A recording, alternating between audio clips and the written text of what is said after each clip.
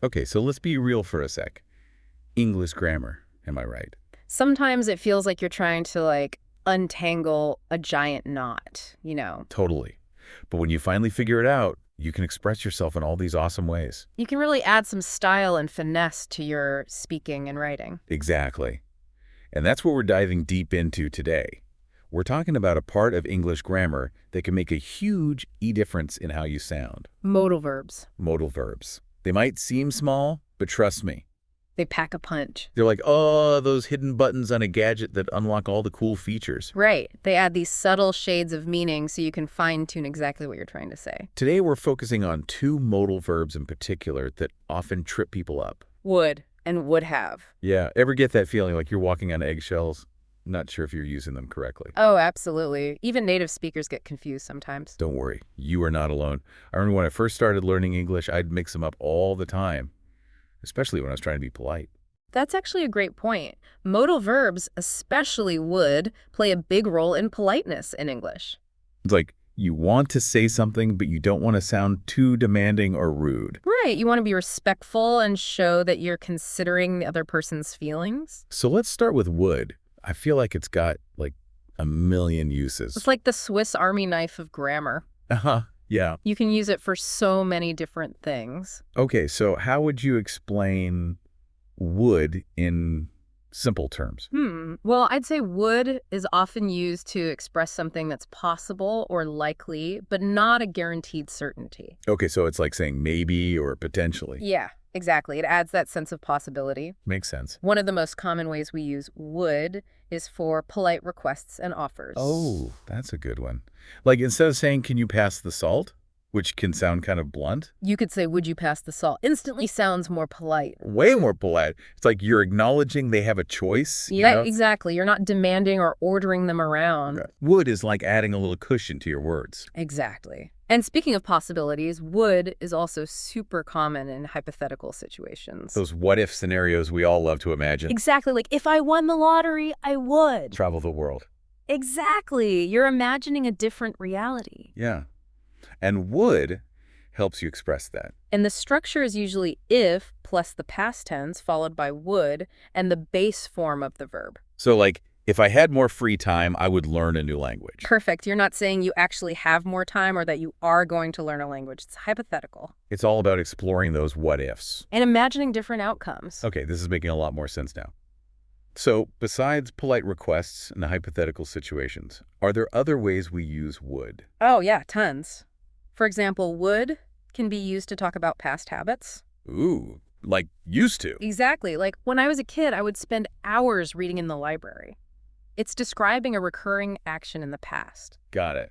So it's not a one-time thing, but something you did regularly. Precisely. Okay, what else? Another interesting use of would is to talk about the future, but from a past perspective. Wait, the future from the past. Mind blown. Yeah, it's like a little time travel. So give me an example. Say you're telling a story about something that happened yesterday. Right. You might say, she said she would call me later. At that moment in the past, calling later was in the future. I see. So would helps us navigate these different time frames. This is so cool. And lastly, would is often used in reported speech, which is basically when you're retelling what someone else said. Like if someone said, I'm going to the movies later, I could tell you, he said he would go to the movies later. Exactly. You're indirectly quoting what they said. Wow, we've already uncovered so many uses for would.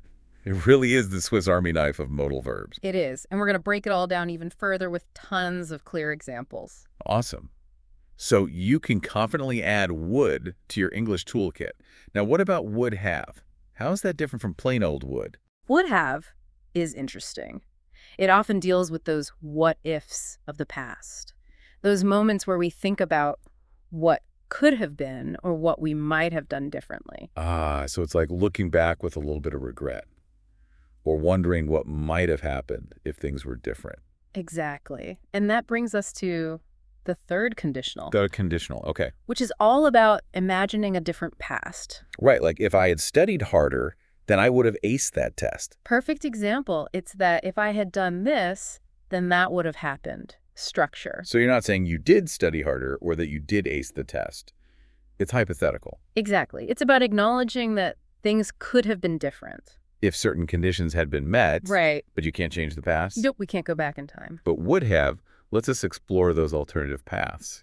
It's a way of thinking about those possibilities without dwelling on them too much. I like that. Okay, so would have is for exploring hypothetical pasts. And expressing regret. But are there any other ways we use it? Definitely.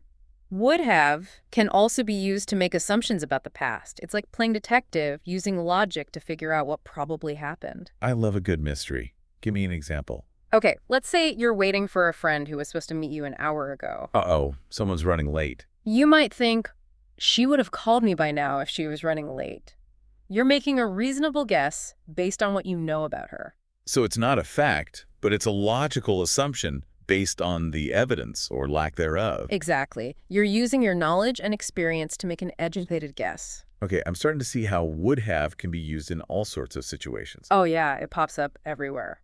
Any other common uses we should know about? One more. Would have can also be used to describe intentions or plans that didn't actually happen. Like, I would have gone to the party, but I had to work. Perfect. It highlights an intention that was ultimately thwarted, for whatever reason. So it's like expressing a plan that got derailed. Okay, so to recap, we've learned that would have is all about exploring those hypothetical paths not taken, making educated guesses about the past, and even expressing intentions that didn't work out. That's a great summary. And as we go deeper, we'll see even more of the nuances and subtleties of how these modal verbs work in real conversations. I can't wait. But before we move on, I think we should highlight what makes these modal verbs so powerful. Definitely. And what's fascinating is that both would and would have, they kind of add this extra layer of meaning to your sentences. It's like you're not just stating facts, you're sharing your perspective. Right. It's like you're giving your own thoughts and feelings about a situation. Exactly. Instead of just saying, I went to the store, you could say, I would have gone to the store, but it was raining.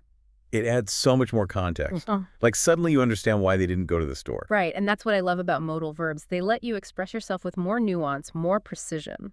It's like having a whole palette of colors to paint with, instead of just in black and white. I like that. And honestly, the more you practice using would and would have, the more natural they'll become. Yeah, you'll start to notice how native speakers use them, and it'll become more intuitive. Exactly. You'll pick up on those subtle shades of meaning that they add to their speech. Okay, so we've covered a lot of different ways to use would and would have, but how do we actually remember all this? Any tips? Well, one thing that helps me is to, break down the different uses into categories. Okay. And then come up with your own examples for each one. So like for would, we could have categories for polite requests, hypothetical situations, past habits, and so on. Exactly. And then try coming up with a few sentences for each category. That's a great idea. Like for polite requests, I could practice saying, would you mind opening the window? Or would you be able to help me with this? Perfect. Those are great examples. And for hypothetical situations, we could say something like, if I won the lottery, I would travel the world. Or if I had more time, I would learn to play the guitar. Yes, exactly like that. And the key is to make these examples relevant to your own life, right? Absolutely. The more personal and engaging they are, the easier they'll be to remember. So we've got our categories and examples. What else can we do to really master these modal verbs? Another great way is to pay attention to how would and would have are used in, movies and TV shows. Oh, yeah, that's a good one. You can learn so much from listening to how native speakers use them in real conversations. Exactly. Pay attention to their tone of voice, the context, and how they use those verbs to get their point across. It's like getting a free English lesson. Right. Just by watching your favorite shows. Okay, so immerse yourself in the language. Got it. And don't be afraid to, experiment with would and would have in your own speaking and writing. The more you use them, the more confident you'll become. I'm feeling more confident already. That's great to hear. As we're talking about all these uses of would and would have, it's making me realize how much they add to the emotion of what we're saying. Oh, absolutely. It's not just about the facts, it's about the feelings behind them, I know exactly what you mean.